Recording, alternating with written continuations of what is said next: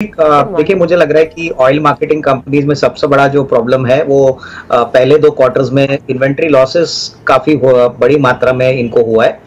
और जैसे कि आपने कहा कि क्रूड की कीमतों में अभी एक थोड़ी सी गिरावट की ट्रेंड दिख रही है, तो मेरे ख्याल से सेकंड हाफ जो रहेगा वो मेरे ख्याल से काफी अच्छा होना चाहिए। इसका एक लॉजिकल रीजन ये है कि जो 2 मेन कंज्यूमिंग सेक्टर्स है जैसे एविएशन हो गया, ऑटोमोबाइल हो गया, तो यहाँ पे एक थ्रूपुट वॉल्यूम का काफी सिग्निफिकेंटली बढ़ रहा है। और जैसे जैसे वॉल्यूम ग्रोथ इन दोनों सेक्टर्स में बढ़ेगा, ऑब्वियसली ऑयल मार्केटिंग कंपनीज के लिए अच्छी बात रहेगी, क्योंकि वॉल्यूम तो डेफिनेटली आएगा। ग्रॉस रिफाइनिंग मार्जिन मुझे लग रहा है कि जो सितंबर का क्वार्टर है उसके बाद जो दिसंबर और मार्च का क्वार्टर आएगा, इसमें डेफिनेटली अच्छा इजाफा आएगा, प्रोवाइडेड क्रूड की कीमतें सॉफ्ट होती है। मैं इन्वेस्टर को यही कहूंगा कि अगर इनके पास कम से कम 6 से 12 महीने हैं तो थोड़ा सा एवरेज कर लीजिए, पैनिक में इसको मत बेचिए लॉस में। थोड़ा सा इंतजार अगर ये करती है 6 से 12 महीने के लिए, तो नॉट ओनली इनका कॉस्ट बट थोड़ा सा मुनाफा भी ये कमा सकती है। तो थोड़ा एवरेज करके इसको होल्ड करने की राय रहेगी। जी आपसे राय चाहेंगे ट्राइडेंट को लेकर। लगातार हमने तेजी देखी थी, 70 रुपए तक भाव चले गए थे, लेकिन प्रॉब्लम क्या है? अब ये शेयर देखिए करीब करीब उस भाव से आधा हो गया है, 35 रुपए 38 रुपए पर ये ट्रेड कर रहा है। 50 की खरीद है, होल्ड करें या फिर थोड़ा सा भविष्य भी अनिश्चित है इसका? अभिषेक, मुझे लग रहा है कि देखिए टेक्सटाइल स्पेस में अभी एक जो अच्छी बात हुई है वो ये है कि कॉटन की कीमतें ऊपरी लेवल से करीबन 30-40% नीचे आ गई है। इसका मतलब है कि जो भी कंपनीज कॉटन कंज्यूम कर रही है, इनके लिए आने वाले जो नया कॉटन सीजन होगा जो सितंबर से शुरू होता है टिपिकली, तो वहां पे इनको रॉ मटेरियल का जो बर्डन है वो थोड़ा सा कम देखने को मिलेगा। पिछले साल कॉटन यार्न की कीमतें बहुत बड़ी थी। ट्राइडेंट एक बहुत बड़ा प्लेयर है टेरी टॉवेल के स्पेस में, और जहां पे कॉटन एक बहुत बड़ा इनका रॉ मटेरियल है। तो मुझे लग रहा है कि अगर ये निवेशक कम से कम 6 से 12 महीने की अवधि के लिए और थोड़ा वेट कर सकते हैं, तो इसमें डेफिनेटली आने वाला साल इनके लिए काफी अच्छा रहेगा, क्योंकि मार्जिन प्रेशर जो पहले था वो शायद आने वाले साल में थोड़ा सा सबसाइड होने की पोजीशन है। तो यहाँ पे होल्ड करने की राय रहेगी। मुझे लग रहा है कि 6 से 8 महीने में होपफुली इनको इनका कॉस्ट प्राइस और थोड़ा सा मुनाफा कमाने की कोशिश डेफिनेटली पॉसिबल लग रही है, तो होल्ड करें। देखिए मुझे लग रहा है कि साउथ इंडियन बैंक में नंबर्स Q2 के काफी अच्छे आ गए हैं, मैनेजमेंट की कमेंट्री भी काफी स्ट्रांग थी, लेकिन ये शेयर करीबन 8 रुपए से 14 रुपया काफी छोटे समय में अप्रिशिएट हो चुका है। तो मुझे लगता है कि देखिए करंट लेवल्स पे हो सकता है कि थोड़ी बहुत मुनाफा वसूली या स्टॉक कंसोलिडेट होगा। मेरे ख्याल से इनको थोड़ा सा 50% तो मुनाफा बुक करना चाहिए और बैलेंस क्वांटिटी होल्ड करे, क्योंकि मुझे लग रहा है कि इतनी बड़ी चाल के बाद हो सकता है कि स्टॉक में जो आगे का मूव रहेगा वो थोड़ा सा स्लो होने की उम्मीद है, क्योंकि 8 से 14 करीबन 50-60% से ये स्टॉक भाग चुका है। तो मेरे ख्याल से I think it is better to hold, but थोड़ा सा प्रॉफिट बुक कर ले, यही में इसकी समझदारी रहेगी। अभिषेक, देखिए पहली बात तो आलकार्गो के जो Q2 के नंबर्स आ गए हैं वो काफी स्ट्रांग है। इनफैक्ट ओशन फ्रेट्स में सभी को ऐसा लग रहा था कि कीमतें कम हो जाएंगी, प्राइसेस कम होंगे, लेकिन उसके बावजूद कंपनी ने Q2 में बहुत अच्छा परफॉर्मेंस दिखाया।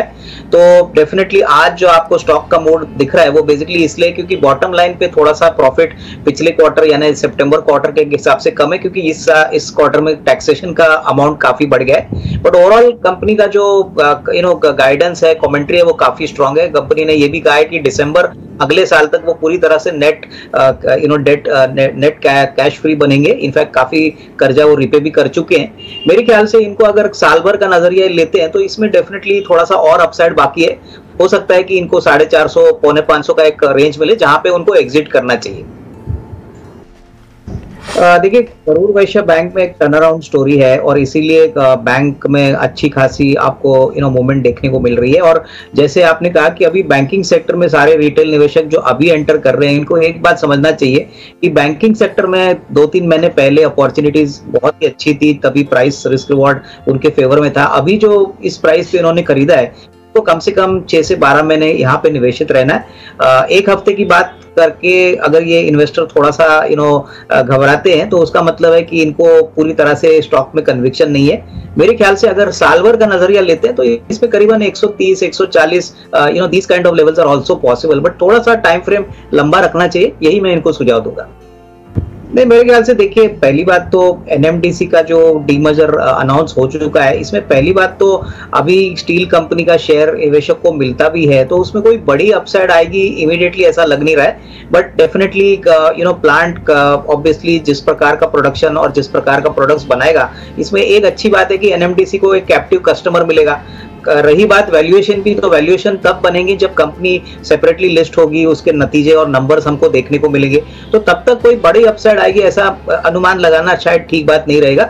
लेकिन हाँ, ये फ्री शेयर्स मिल रहे हैं तो उसीलिए शेयर में थोड़ी सी एक अपसाइड देखने को मिली थी। लेकिन जिस प्रकार से अभी स्टील कंपनीज के नतीजे आ गए, हमको लग रहा है कि एटलीस्ट कम से कम 1-2 क्वार्टर्स के लिए इन कंपनीज को मार्जिन प्रेशर फेस करना पड़ेगा।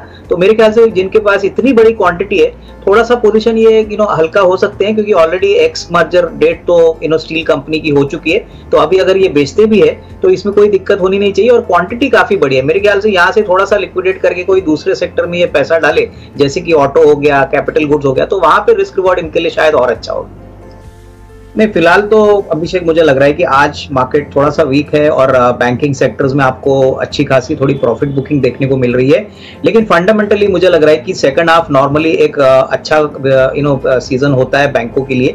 और जिस प्रकार की कमेंट्री एसबीआई के मैनेजमेंट से आई है, उन्होंने कहा है कि क्रेडिट ग्रोथ का फायदा उनको जरूर मिलेगा, और कहीं ना कहीं कॉर्पोरेट कैपेक्स बढ़ रहा है, इनफैक्ट रिटेल बुक भी अच्छी तरह से बढ़ रहा है, प्लस उनके सारे सब्सिडरीज जैसे एसबीआई कार्ड्स हो गया, एसबीआई लाइफ हो गया, ये भी काफी अच्छी कर रही है। तो अगर किसी को medium to long term view लेना है तो इस कमजोरी का फायदा उठाना चाहिए। मेरे ख्याल से अगर नेक्स्ट 12 to 15 मंथ्स की बात करें तो कम से कम 675-700 का भी टारगेट प्राइस पॉसिबल है। बट यहाँ पे थोड़ा पेशेंस की जरूरत है, क्योंकि स्टॉक काफी जल्दी छोटे समय में चला है। तो यहाँ पे होल्ड करें और बाय ऑन डिक्लाइन की स्ट्रेटेजी यूज करें, क्योंकि इसमें कोई डाउट नहीं कि आने वाले दिनों में बैंकिंग की जो आउट परफॉर्मेंस है वो कम से कम 3-4 क्वार्टर्स के लिए चलती रहेगी।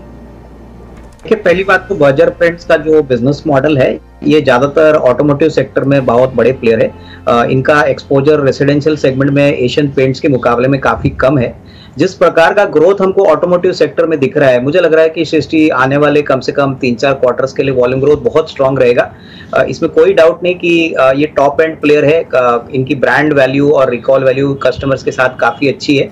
और रही बात कंपटीशन की, तो देखिए नए प्लेयर्स जो अभी मार्केट में उतरे हैं, जैसे कि ग्रासिम है, फिर जिंदाल ग्रुप है, मुझे लग रहा है कि इनको पूरी तरह से इनको एग्जिस्टिंग प्लेयर्स को टक्कर देने में काफी समय लगेगा।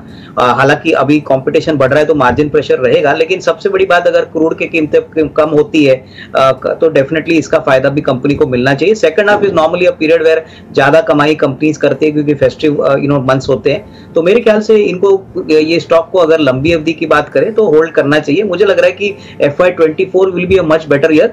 FY23 का सेकंड हाफ डेफिनेटली पहले फर्स्ट हाफ से अच्छा होना चाहिए। रही बात रिस्क रिवॉर्ड की, तो अगर ये चाहे तो थोड़ा एवरेज भी कर सकते हैं, क्योंकि इनकी ऊपरी लेवल की बाइंग है, तो थोड़ा बहुत करंट लेवल पे एवरेज करे तो 12 से 18 महीने में अच्छा खासा रिस्क रिवॉर्ड इनको मिलेगा।